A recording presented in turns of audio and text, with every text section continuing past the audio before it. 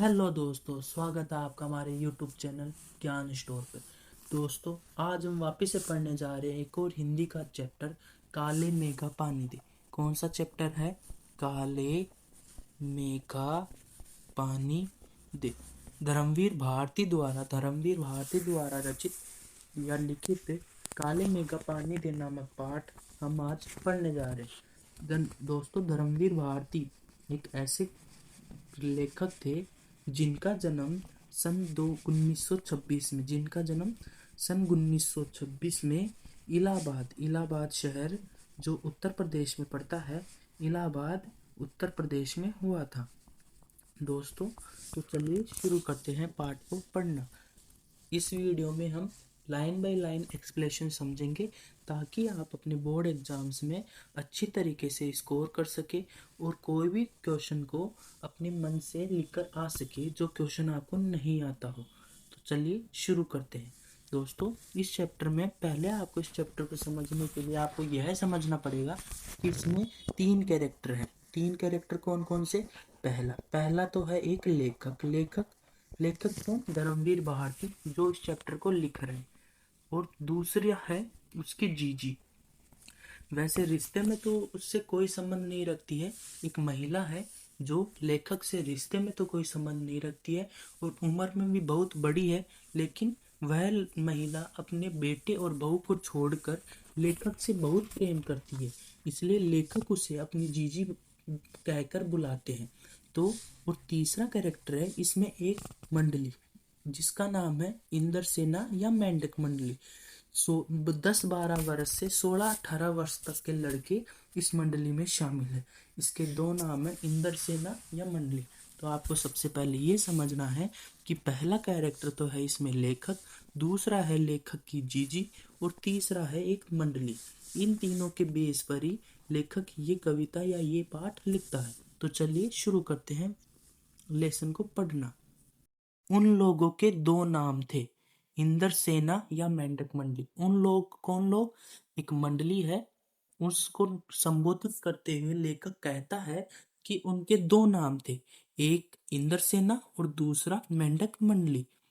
बिल्कुल एक दूसरे के विपरीत। अब आप भी जब इस पाठ को शुरुआत में पढ़े और इन 2 शब्दों पर नजर डाले तो आपको भी अजीब सा लगा ना, एक तो इंद्र सेना और एक मेंढक मंडली, दोनों अलग अलग कैसे? एक तो बढ़िया सेना मतलब इंद्र की सेना और एक मेंढकों की मंडली।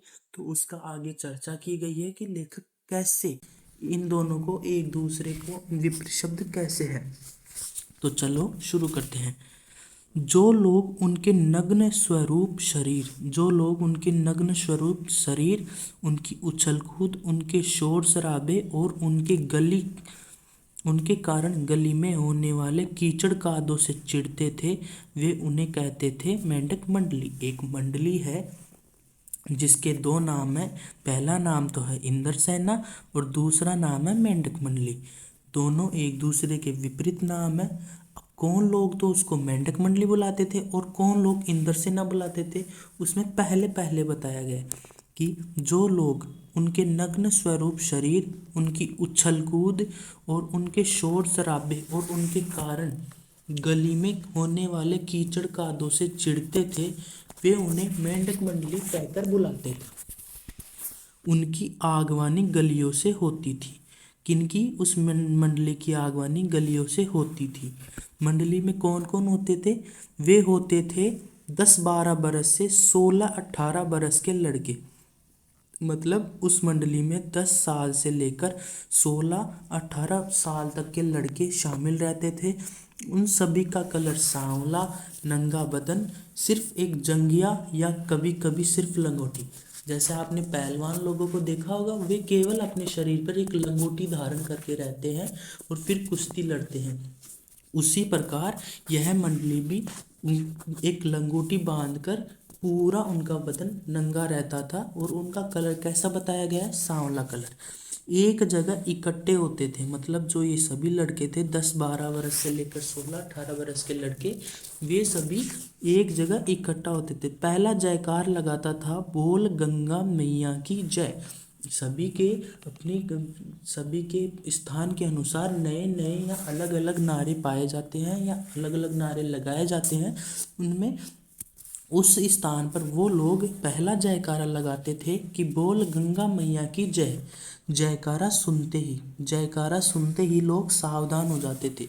जब भी कोई मंडली जोर से जयकारा लगाती है तो उसकी गूंज बहुत दूर तक जाती है, इसलिए उस जयकारे को सुनकर सभी लोग सावधान हो जाते थे। स्त्रियां और लड़कियां छज्जे बारजे से झांकने लगती थी। अब ये छज्जे बारजे का अर्थ होता है खिड़कियों से झांकने लगती थी। कौन? स्त्रियां और लड़कियां। यह विचित्र नंग धड़ंग डोली टोली उछलती कूदती समवेत पुकार लगाती थी। समवेत मतलब एक सार, इकसार, अपनी भाषा में बोले तो इकसार, एक साथ एक ही आवाज में पुकार लगाती थी। कैसे? वह विचित्र नग धड़क, तो शुरुआत में बताया गया है कि उनका नग्न स्वरूप शरीर था, इसलिए यहाँ पे बोला गया है नग धड़क टोली उछलती कूदती एक साथ पुकार लगाती थी। क्या पुकार लगाती थी? काले मेघा पानी दे, गगरी फूटी बेल पियासा, पानी दे गुड़धानी दे, काले मेघा पानी दे। इस चैप्टर में एक ऐसे गांव की बात हो रही है जहाँ पे तेज गर्मियों के दिन खत्म होने के बाद में भी बारिश का कहीं नामो निशान नहीं है। इसलिए वे काले मेघा मतलब बादलों से यह प्रार्थना करते हैं कि हे काले मेघा, आप हमें पानी दो। गगरी फूटी, गगरी का मतलब आप सभी को पता है। गगरी का मतलब होता है घड़ा। वो ऐसे कहना चाहते हैं कि हमारे घड़े भी फूट गए हैं और हमारे बेल वो भी प्यासे बैठे हैं। आप हमें पानी दो और गुड़ और धानी दो। धान किससे उगाया जाता है? पानी से उगाया जाता है। तो उनका एक ही मकसद है। वे इंद्र भगवान से यह प्रार्थना करते हैं कि हे इंद्र भगवान, या हमें पानी दो। किसके स्वरूप में? काले मेघा के स्वरूप में, काले बादलों के स्वरूप में। पानी दे गुड़दानी दे, काले मेघा पानी दे। उछलते कूदते एक दूसरे को दखियाते मतलब धक्का देते हुए ये लोग गली में किसी दो मुहल्ले मतलब दो मंजिला मकान। जैसे अपन भी देखते हैं गांव में कुछ मकान बहुत बड़े मकान होते हैं, तो उसको जो दो मंजिला होते हैं उसको बोला गया है दो मंजिले मकान। तो उछलते कूदते एक दूसरे को धक्का देते हुए ये लोग गली में किसी दो मंजिला मकान के सामने रुक जाते थे और कहते थे, पानी दे मैया इंद्र सेना आई है। ऐसे बोलते थे कि पानी दे मैया इंद्र सेना आई है। खुद को एक इंद्र सेना बताते हुए वह उस घर के बाहर जाके चिल्लाते थे कि हे मैया पानी दे, इंद्र सेना आई है। और जिन घरों में आखिरी जेठ या शुरू आषाढ़ के, आपको पता है आखिरी जेठ मतलब गर्मियों का वह महीना जिसमें गर्मी का सर्वोत्तम सिरा देखा जाता है। आखिरी जेठ या शुरू आषाढ़ के दिनों में, उन सूखे दिनों में पानी की कमी भी होती थी। जाहिर सी बात है कि गांव में पानी की कमी होती थी।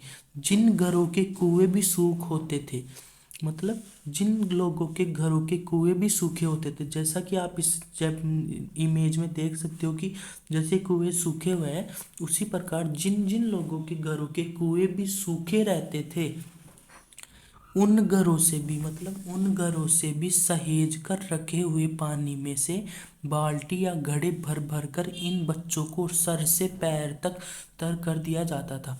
इसका मतलब जिन घरों में पानी की एक बूंद भी नहीं रहती थी एक्स्ट्रा, उन घरों में भी जैसे अब किसी भी चीज़ की कमी हो जाती है तो अपने घर वाले क्या करते हैं, उसको स्टोर करके रखते हैं। तो उसी प्रकार जिन जिन घरों में सहेज कर या स्टोर कर कर जो पानी भरा हुआ था, उसको बाल्टी या घड़े भर भर कर, उसमें से बाल्टी या घड़े भर भर कर इन बच्चों पर फेंका जाता था और इन्हें सर से पैर तक नहा दिया जाता था, मतलब पानी से तरबतर कर दिया जाता था। ये भीगे बदन, अब जब इन पे पानी डाला जाता था तो उनका बदन भीग जाता था। फिर उनके भीगे बदन मिट्टी में लोट लगाते थे। पानी फेंकने से पैदा हुआ कीचड़ में लथपथ हो जाते थे। पानी फेंकने से जो जमीन पे मिट्टी थी उस पे कीचड़ हो जाता था और उनका जो भीगा हुआ बदन है वह उस कीचड़ में लोट पलोट लथपथ हो जाता था। हाथ पांव बदन मुंह पेट सब पर गंदा कीचड़ मलकर फिर हाँक लगाते, फिर जोर से नारा लगाते, बोल गंगा मैया की जय। और फिर मंडली बांधकर उछलते कूदते अगले घर की ओर चल पड़ते, बादलों को टेरते काले मेघा पानी दे। इसी प्रकार जब वह गंदे कीचड़ में लोट पलोट हो जाते, फिर उसके बाद में वह वापिस से जयकारा लगाते, बोल गंगा मैया की जय, और फिर वह मंडली अगले मकान की तरफ चली जाती थी और बादलों को टेरते हुए यह गूंज लगाती थी कि काले मेघा पानी दे। अब लेखक बता रहे हैं कि वे सचमुच ऐसे दिन होते थे जब गली मोहल्ला गांव शहर हर जगह लोग गर्मी में भून भून कर त्राहिमाम मतलब जैसे अपन किसी चीज़ के लिए बहुत त्राहिमाम मतलब किसी चीज़ के लिए अपन बहुत परेशान है। जैसे मान लो अपने पास किसी आदमी के पास उसके घर में पानी नहीं है तो वो पानी के लिए क्या करता है, परेशान है कि शायद सुनते नहीं है कि परेशान।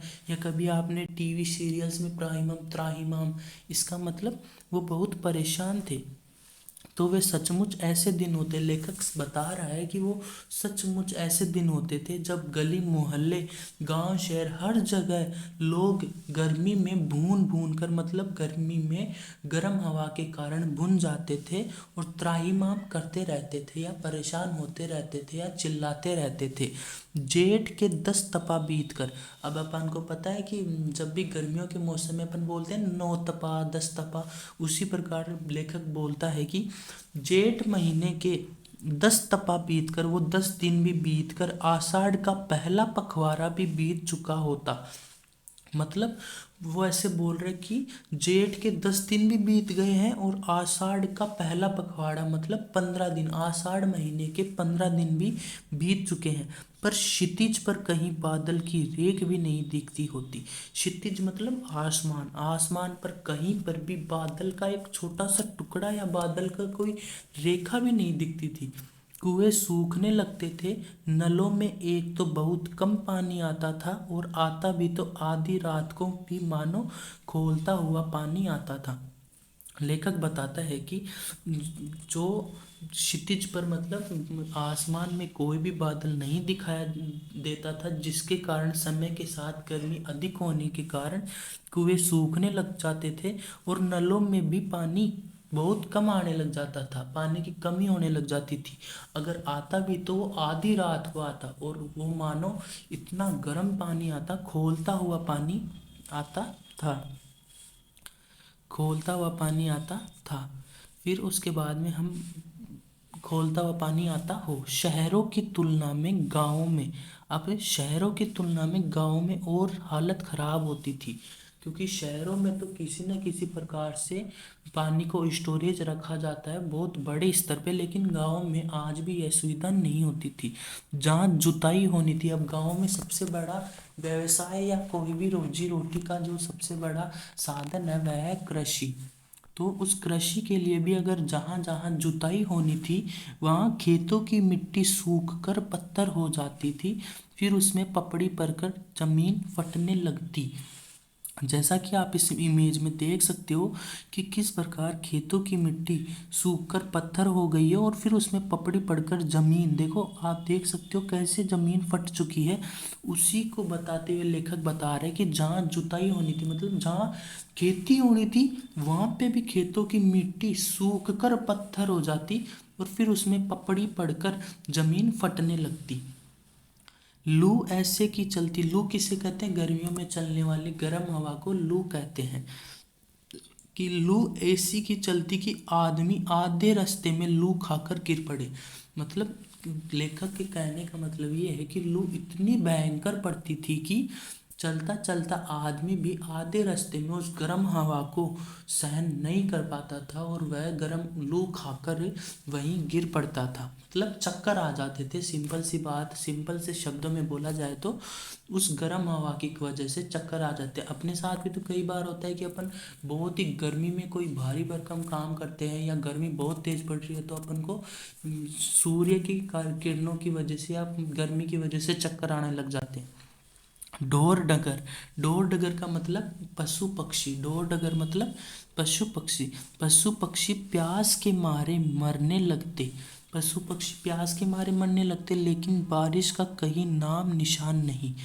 ऐसे में पाठ पूजा कथा विधान सब करके लोग जब हार जाते तब अंतिम उपाय के रूप में निकलती है इंद्र सेना। मतलब अभी कभी कभी आपने देखा होगा कि गाँव में एक तो अंधविश्वास बहुत है। अगर कोई भी चीज़ नहीं आ रही है तो उसे फिर पूजा पाठ कथा विधान जब ये सब करके लोग थक जाते, सारे काम कर के थक जाते, तब अंतिम उपाय के रूप में, एक अंतिम कोशिश के रूप में यह सेना निकलती थी जिसे इंद्र सेना कहा गया है। वर्षा के बादलों के स्वामी है इंद्र और इंद्र की सेना। इंद्र वर्षा के, हम सभी को पता है कि वर्षा के बादलों के जो स्वामी है वो इंद्र भगवान है। और इंद्र की सेना टोली बांधकर कीचड़ में लथपथ निकलती, पुकारते हुए मेघों को, पुकारते हुए बादलों को, पानी मांगते हुए प्यासे गलों और सूखे खेतों के लिए। अंत में जब यह इंद्र सेना निकलती थी तो इसकी एक ही इच्छा रहती थी। वो क्या रहती थी? वह बादलों को पुकारते हुए उनसे पानी मांगते रहते थे, पानी मांगते हुए प्यासे गलों और सूखे खेतों के लिए। किन किन के लिए? एक तो प्यासे गलों के लिए, क्योंकि ऊपर पड़ा था कि पशु पक्षी प्यास के लिए मरने लग जाते थे, क्योंकि उन्हें तो स्टोरेज करना आता नहीं है पानी को, इसलिए वो पानी की कमी के कारण मरने लग जाते थे। और सूखे खेतों के लिए, पानी की आशा पर जैसे सारा जीवन आकर टिक गया हो। अब गर्मी के दिनों में जब पानी की किल्लतें बढ़ जाती है तब ऐसे लगता है कि अब पूरा जीवन पानी की आशा पर ही टिक गया हो।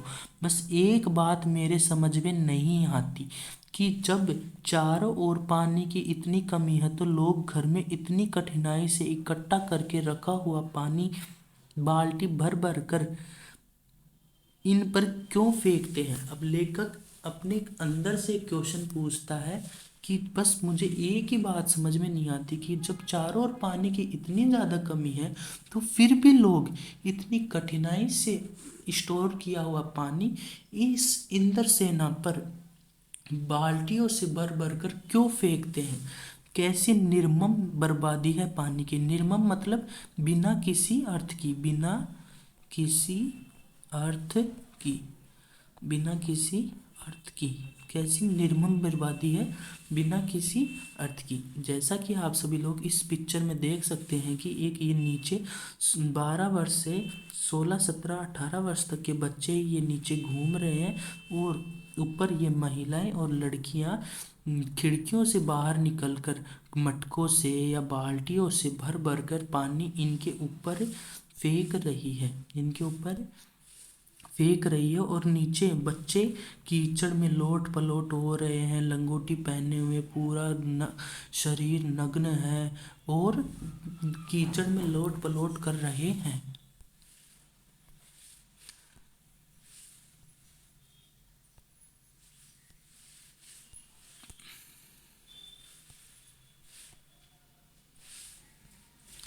पानी की कितनी क्षति होती होगी, मतलब पानी की कितनी कमी होती होगी इस तरह के अंधविश्वासों से। लेखक को यह एक प्रकार का अंधविश्वास ही लगता था। और देखो तो एक अंधविश्वास ही है। अगर कोई किसी के बुलाने से इंद्र राजा प्रसन्न हो जाते तो आज तक कभी भी पानी की किसी भी जगह कमी नहीं होती। ये तो एक प्रकार का अंधविश्वास ही है, लेकिन गाँव में आज भी अंधविश्वास भरा हुआ है। तो पानी की कितनी क्षति होती थी इस तरह के अंधविश्वासों से। कौन कहता है इन्हें इंद्र की सेना? लेखक यह कहता है कि कौन लोग कहते हैं इन्हें इंद्र की सेना। अगर इंद्र महाराज से ये पानी दिलवा सकते तो वे तो खुद अपने लिए पानी क्यों नहीं मांग लेते। लेखक यह कहता है कि अगर ये हम लोगों को इंद्र महाराज से पानी दिलवा सकते हैं, तो ये खुद के लिए क्यों नहीं मांगते, ये लोगों के पास से पानी क्यों डलवाते हैं अपने ऊपर। देखो इसमें सेंस समझो आप, अगर आप किसी भी पाठ को पढ़ते हो तो उसके अंदर की फील लेनी चाहिए, ताकि आपके लेखक के द्वारा जितने लिखे गए शब्द हैं वो आपके दिल में उतरे और आप उस चैप्टर को अच्छी तरीके से समझ सके। तो अगर इंद्र महाराज से ये पानी दिलवा सकते तो खुद अपने लिए क्यों नहीं मांग लेते, क्यों मोहल्ले भर का पानी नष्ट करवाते घूमते। आ गई ना वही बात कि क्यों मोहल्ले भर का पानी नष्ट करवाते घूमते। नहीं, यह सब पाखंड है, अंधविश्वास है। लेखक कहता है कि नहीं, यह सब पाखंड है, सब अंधविश्वास है। ऐसे ही अंधविश्वासों के कारण हम अंग्रेजों पिछड़ गए और गुलाम बन गए। लेखक कहते हैं कि हम इन्हीं अंधविश्वासों के कारण आज अंग्रेजों से पिछड़ गए हैं और उनके गुलाम बन गए थे।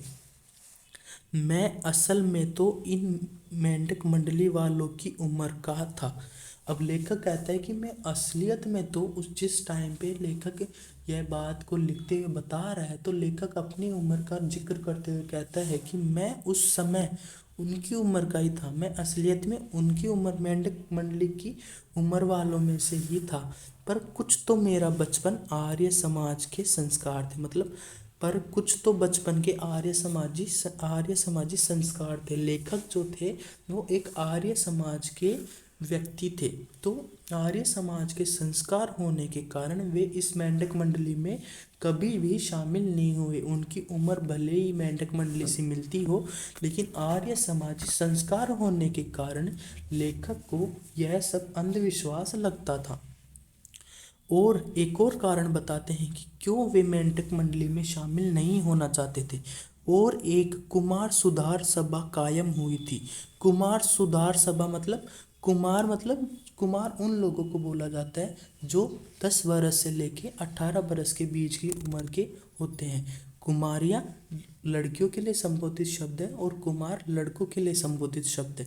उसका उप मुख्यमंत्री बना दिया गया था, किसका, कुमार सुधार सभा का। अब जैसे 1 नंबर का क्वेश्चन पूछ ले एग्जाम में कि लेखक को किसका उप मुख्यमंत्री बना दिया गया था, और ऑप्शन में देखे कुमार सुधार सभा का या का किसी भी और ऑप्शन और कुछ दे दे, तो उसमें ऐसे अगर आप अच्छी तरीके से ध्यान से पढ़ोगे तो ऐसे क्वेश्चनों को भी आप बारीकी से सोल्व कर सकते हो।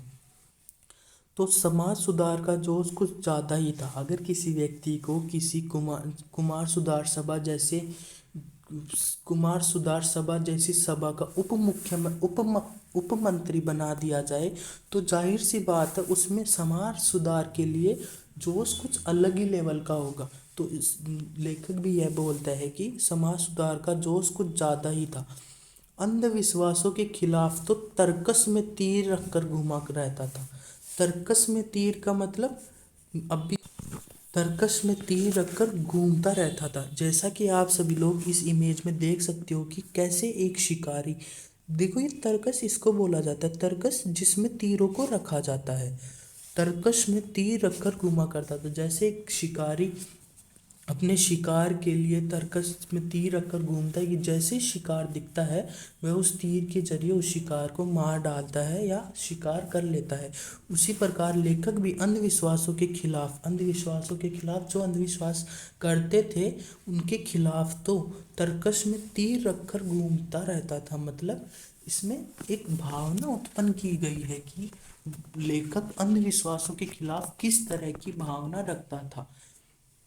मगर मुश्किल यह थी कि मुझे अपने बचपन में जिससे सबसे ज़्यादा प्यार मिला था वे थी जीजी। अब देख लो दूसरे कैरेक्टर की एंट्री हो चुकी है, कौन थी, जीजी।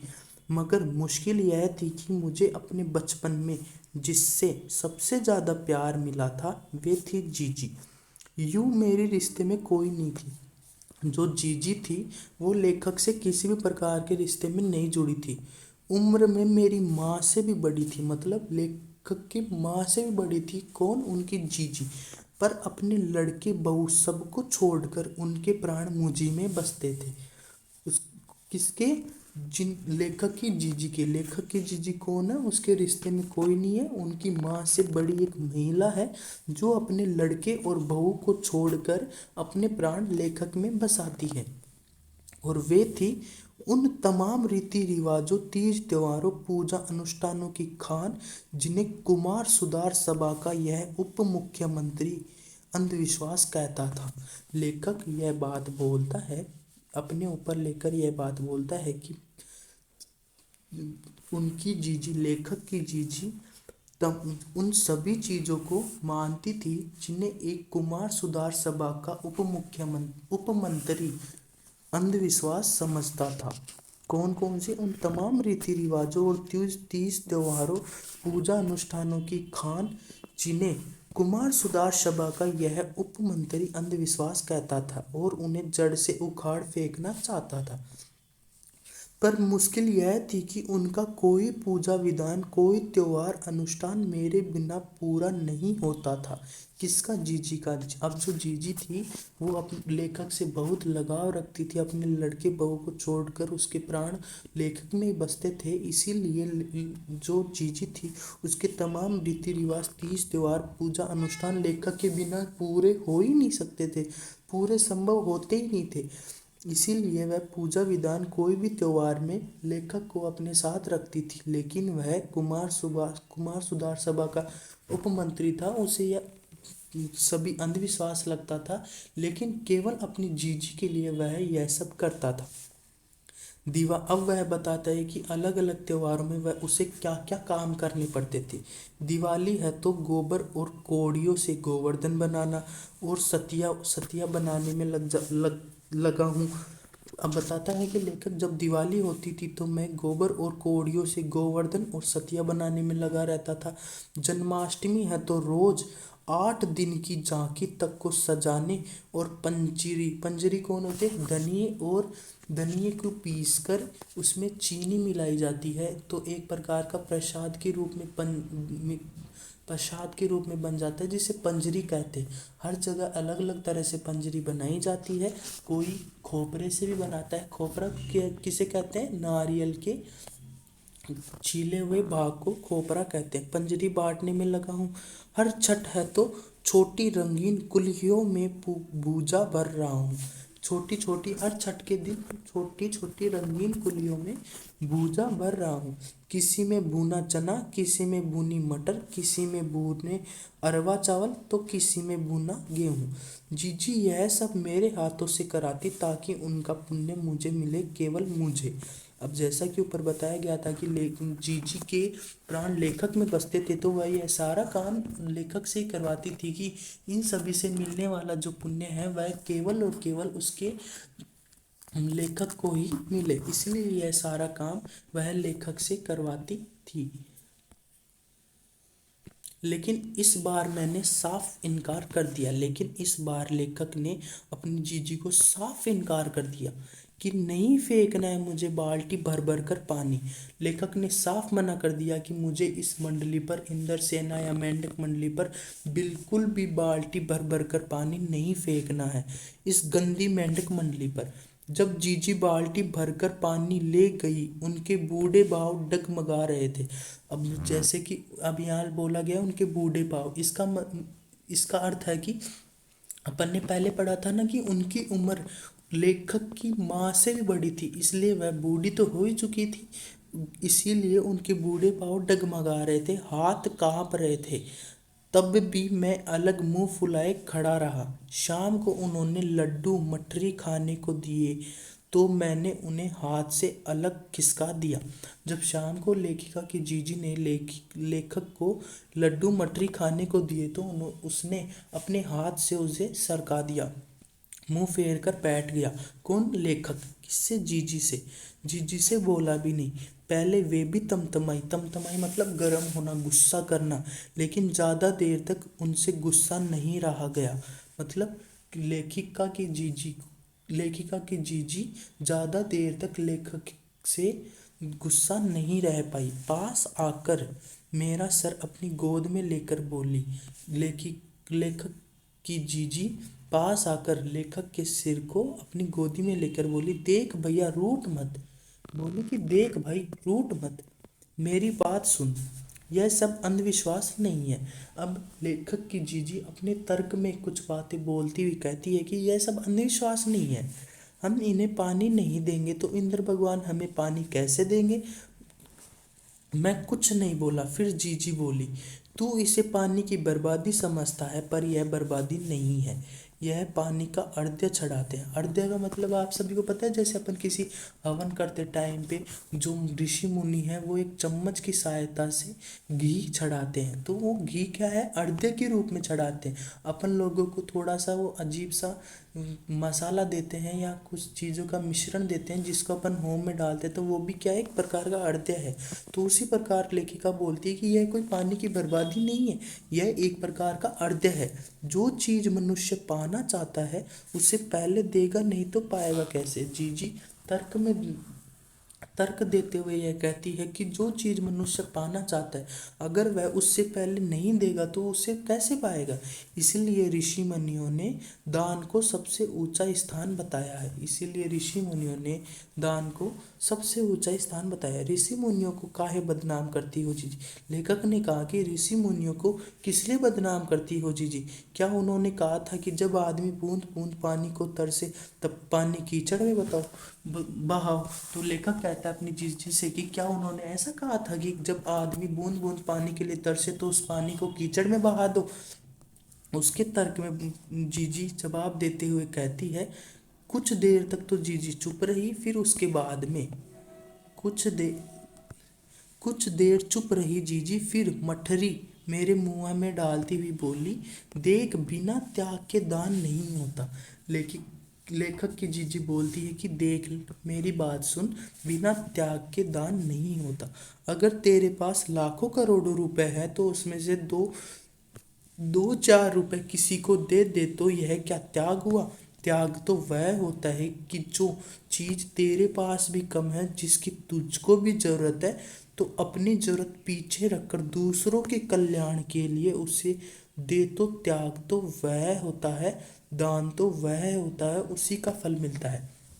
अब इस पूरे पैराग्राफ को अच्छी तरीके से समझो कि जैसे मान लीजिए किसी व्यक्ति के पास लाखों करोड़ों रुपए, उसमें से वह दो चार रुपए दे देता है तो वह क्या त्याग हुआ। त्याग किसे कहते हैं, जिस चीज़ का अभाव किसी व्यक्ति के पास पहले से ही है लेकिन वह उस चीज़ को दूसरों के कल्याण के लिए न्यौछावर कर देता है या समर्पित कर देता है, उसे त्याग कहते हैं, उसे दान कहते हैं, और उसी का ही फल किसी भी व्यक्ति को मिलता है। फल वल कुछ नहीं मिलता, सब डकोसला है। मतलब ये बात कौन बोल रहा है, लेखक बोल रहा है कि फल वल कुछ नहीं मिलता, सब ढोंग है, सब बकवास है। मैंने कहा तो, पर कहीं मेरे तर्कों का किला पस्त होने लगा था।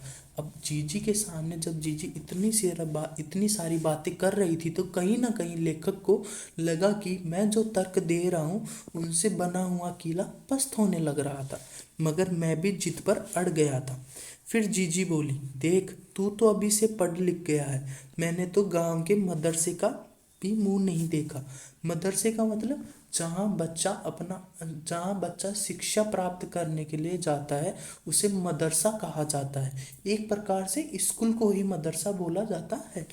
तो मैंने तो गांव के मदरसे का भी मुंह नहीं देखा और मदरसे का मुंह भी नहीं देखा। तो थोड़ा सा मैं इन सबको हटा देता हूँ। अब चलो कंटिन्यू करते हैं।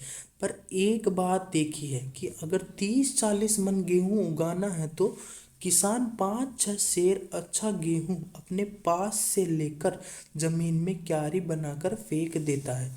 अब फिर से जीजी अपनी बात का तर्क देते हुए क्या कहती है कि अगर तुझे 30-40 मन गेहूं उगाना है, 30-40 मन गेहूं उगाना है तो किसान क्या करता है, सबसे पहले 5-6 सेर अच्छा गेहूं अपने पास से लेकर जमीन में क्यारियां बनाकर फेंक देता है। उसे बुआई कहते हैं। बुआई बोला गया है किसे, कि अगर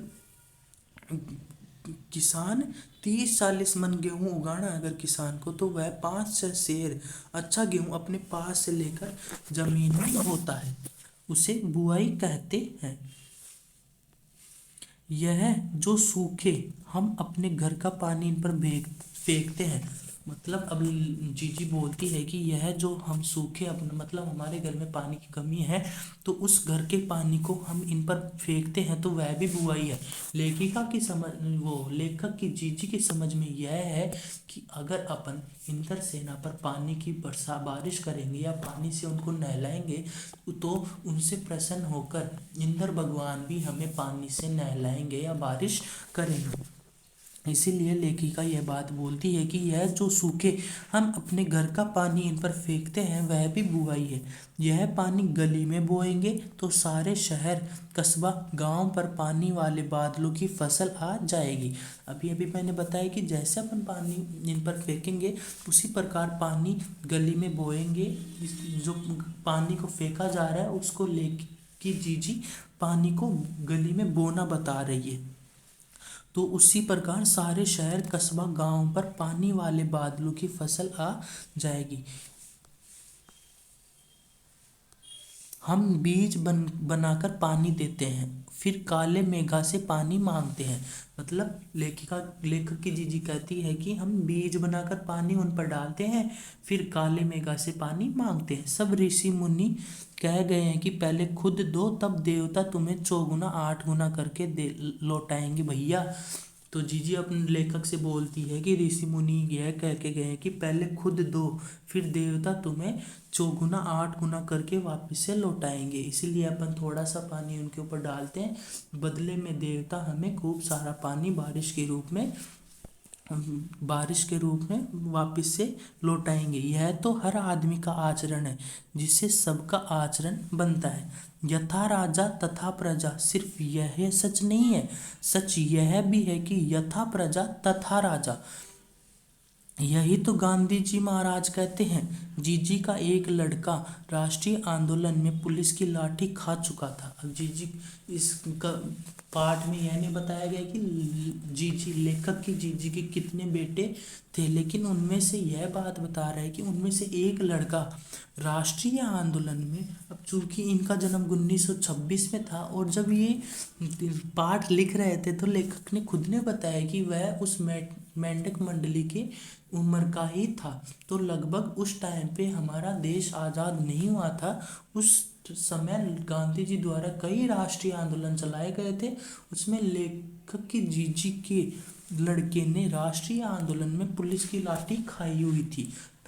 तभी से जीजी गांधी महाराज की बात अक्सर करने लगी थी। उसी दिन से जीजी गांधी जी की बात करने लग गई थी। इन बातों को आज 50 से ज़्यादा बरस होने को आए। अब लेखक यह बात बताता है कि अब यह पाठ लिख रहा है, तो अब लेखक 50 साल बाद में यह पाठ लिख रहा है, तो यह बात बोलता है कि इन बातों को आज से 50 से ज़्यादा बरस होने को आए, पर ज्यों की त्यों मन पर दर्ज है। मतलब यह घटना लेखक के मन पर ज्यों की त्यों, जैसी घटी थी वैसी की वैसी दर्ज है, लिखी गई हुई है या मन पर लिखी हुई है। कभी कभी कैसे कैसे संदर्भों में ये बात मन को कचोट जाती है। मतलब कभी कभी अलग अलग संदर्भों में कोई भी संदर्भ हो, जैसे यह एक अंधविश्वास का संदर्भ था, इसी प्रकार हमारे देश में कई जगह कई प्रकार के अंधविश्वास लगते हैं। तो जब लेखक उन अलग अलग अंधविश्वासों को देखता था तो उसके मन में अपने गांव में होने वाले उस अंधविश्वास की भी बातें झरोकने लगती थी, और उससे उनके मन को कचोट जाती थी। मतलब मन को चोट लग जाती थी कि आज भी हमारे देश में अंधविश्वास फैला हुआ है। हम आज देश के लिए करते क्या है। अब लेखक भावुक होते हुए बोलता है कि अब हम अपने देश के लिए करते ही क्या है। मांगे हर क्षेत्र में बड़ी बड़ी है, पर त्याग का कहीं नाम निशान नहीं है। मांगे हर क्षेत्र में बड़ी बड़ी है, मतलब हर क्षेत्र में मांगे बहुत ज़्यादा है, लेकिन कोई भी व्यक्ति त्याग करने के लिए तैयार नहीं है। त्याग का कहीं नामो निशान नहीं है। अपना स्वार्थ आज एकमात्र लक्ष्य रह गया है। अब सभी मनुष्यों का एकमात्र लक्ष्य क्या है? अपना स्वार्थ सिद्ध करना। हम चटखारे लेकर इसके या उसके भ्रष्टाचार की बातें करते हैं, पर क्या हमने जांचा है कि अपने स्तर पर अपने दायरे में हम उसी भ्रष्टाचार के अंग तो नहीं बन रहे हैं। अब लोग क्या करते हैं, या किसी एक दूसरे के भ्रष्टाचार की बातें करते रहते हैं, लेकिन कभी उन लोगों ने अपने अंदर जाकर नहीं देखा कि क्या हम अपने दायरे में, मतलब अपने हिस्से में, अपने क्षेत्र में क्या उसी भ्रष्टाचार के हिस्से तो नहीं बन रहे हैं। देखो आप पाठ की हर एक लाइन को समझने की कोशिश करो, एक अंदर से फील आएगी कि हम चटखारे लेकर इसके, चटखारे मतलब अब जब हम किसी की चुगली करते हैं तो क्या अंदर से अच्छी सी फीलिंग आती है ना, उसको बोलते हैं चटखारे लेकर इसके या उसके भ्रष्टाचार की बातें करते हैं, इधर उधर की भ्रष्टाचार की बातें करते हैं। पर क्या कभी हमने जांचा है कि अपने स्तर पर, अपने दायरे में, अपने स्तर पर, अपने क्षेत्र में हम उसी भ्रष्टाचार के हिस्से तो नहीं बन रहे हैं, अंग तो नहीं बन रहे हैं। काले मेघा दल के दल उमड़ते हैं, काले मेघा अब कौन, काले बादल दल के दल, मतलब काले मेघा एक समूह बनाकर जोर जोर से बरसते हैं, पानी झमाझम बरसता है, पर गगरी फूटी की फूटी रह जाती है, बेल पियासी के पियासे रह जाते हैं। इतनी ज़्यादा बारिश होने के बाद में भी गड़ा फूटा का फूटा रह जाता है, और गगरी फूटी की फूटी रह जाती है, और बेल प्यासे के प्यासे रह जाते हैं। आखिर कब बदलेगी ऐसी स्थिति। अब देखो यहाँ पे गगरी का दूसरा अर्थ निकल के आया है बीज। जब भी कोई किसान बीज बोता है तो पानी की वजह से वह बीज अंकुरित होता है, लेकिन इतनी बारिश, झमाझम बारिश होने के बावजूद भी गगरी फूटी की फूटी, फूटी की फूटी रह जाती है, उससे पौधा नहीं बन पाता है, और बेल प्यासे के प्यासे रह जाते हैं। आखिर कब बदलेगी यह स्थिति। अंत में लेखक बोलता है कि यह स्थिति हमारे देश में कब बदलेगी। तो दोस्तों, देखा आप सभी ने धर्मवीर भारती द्वारा कितना अच्छे तरीके से अपने साथ एक घटना को लिखा गया है। सन 1926 में इनका जन्म इलाहाबाद उत्तर प्रदेश में हुआ था। इस पार्ट के मोस्ट इम्पोर्टेंट क्वेश्चन आंसर अगर आपको देखने हैं तो वीडियो के डिस्क्रिप्शन में लिंक मिल जाएगा, जहाँ पे आप जाकर इस पार्ट के मोस्ट इम्पोर्टेंट क्वेश्चन या क्वेश्चन आंसर देख सकते हो। अगर दोस्तों आपको यह वीडियो अच्छी लगी हो तो वीडियो को लाइक करना और चैनल को सब्सक्राइब करना। दोस्तों, अगर आपको ये कंटेंट अच्छा लगा है तो दिल से आप धन्यवाद करके जाना, और ज़रूर वीडियो को लाइक और चैनल को सब्सक्राइब करके जाना। अगर आपको किसी चीज़ की कमी महसूस हुई तो कमेंट बॉक्स में ज़रूर बताना। थैंक यू दोस्तों।